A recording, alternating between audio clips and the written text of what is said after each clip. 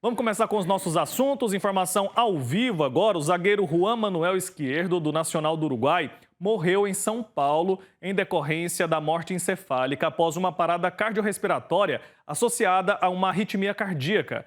O jogador de 27 anos teve um mal súbito no segundo tempo do jogo contra o São Paulo na última quinta-feira, no Morumbi.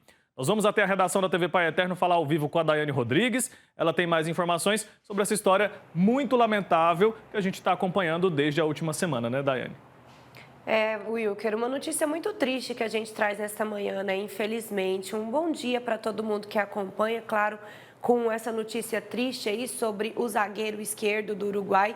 Ontem eu recebi, então, um boletim médico da assessoria do Hospital Albert Einstein, confirmando a morte encefálica do zagueiro às 9h38 da noite. Neste momento, então, ele perdeu ali, né, a vida e a assessoria, então, divulgou essa nota afirmando a morte desse jogador. O que chamou a atenção foi o quanto o jogador é jovem, né, apenas 27 anos, e passar por uma situação como essa. No momento, né, a família do jogador estava no hospital, a esposa, também os pais, e tinham também jogadores do São Paulo no Hospital Albert Einstein para visita, para acompanhar e prestar auxílio ali para a família e também para os dirigentes do Uruguai. Entre eles, o jogador Caleri, que foi quem ofereceu para pagar todas as dívidas, né, por conta aí desse tratamento do Juan Esquerdo.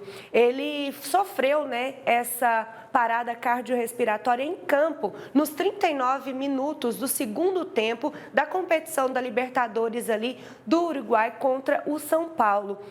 As imagens mostram aí o momento, né, em que esse rapaz passa mal e cai sozinho no campo e é atendido pela equipe médica ali do Morumbis, o estádio do São Paulo. Ele chegou a ser atendido, foi encaminhado para o hospital e na ambulância, no trajeto, né, do Morumbis para o Hospital Albert Einstein, ele precisou ser reanimado várias vezes, inclusive a equipe médica precisou usar desfibrilador para tentar aí reanimar o jogador. Ele chegou no hospital, já foi direto para a UTI e em um primeiro momento um boletim médico apontou ali um estado de saúde estável, mas claro, ali dentro de uma UTI. Só que os dias foram passando e deram complicações. Isso porque, Wilker, a arritmia é uma doença que ela vai afetando outros órgãos também, né, se não cuidada. E porque ele deu essa parada cardiorrespiratória por conta dessa arritmia, acabou afetando aí a parte neurológica do jogador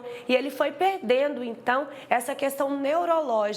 No domingo, o hospital chegou a divulgar um boletim médico falando sobre esses problemas e que esses problemas poderiam inclusive ser irreversíveis caso o jogador sobrevivesse. O cônsul do Uruguai chegou a ceder uma entrevista em uma TV lá do Uruguai também falando sobre isso, né? Sobre os problemas serem irreversíveis, sobre a situação crítica do jogador de apenas 27 anos.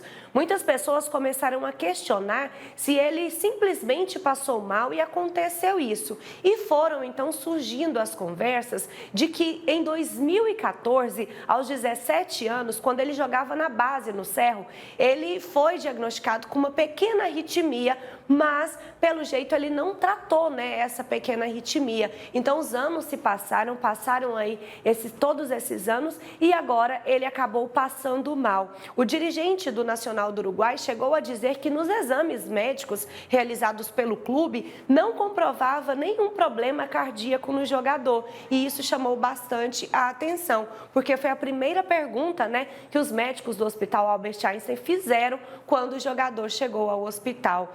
O esquerdo tinha apenas 27 anos, era casado há 10 anos e com a Selena e tinha 2 filhos com ela, uma criança de 2 anos e um bebê recém-nascido de menos de um mês, o Wilker. É uma triste notícia que a gente traz hoje, claro, a morte desse jogador que abalou inclusive todo o país, porque quando aconteceu isso, né, lá no estádio do Morumbis, as pessoas começaram a recordar também de uma outra tragédia que aconteceu no mesmo estádio há 20 anos atrás, com o Serginho, que jogava no São Caetano. Ele também caiu em campo ali e acabou morrendo com uma parada cardiorrespiratória e na época ali ficou comprovado que ele também apresentava uma arritmia cardíaca. Então, assim, é uma doença, né, que precisa ser acompanhada, principalmente porque eles correm, eles fazem ali os esforços em campo, mas infelizmente, né, o Juan esquerdo não fez esse acompanhamento e essa tragédia aconteceu, Wilker.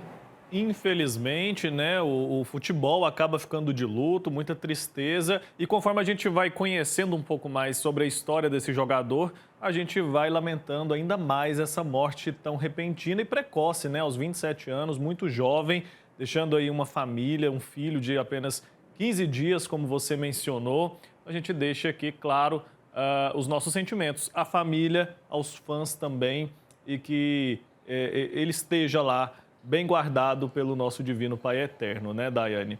Um assunto muito sério que a gente vai seguir falando aqui no jornal. Obrigado pela sua participação. Imagina, Wilker, isso prova, né, que o futebol não é só futebol, né? Tem também essa parceria com os clubes, né? Eu volto com você. Um abraço, até mais.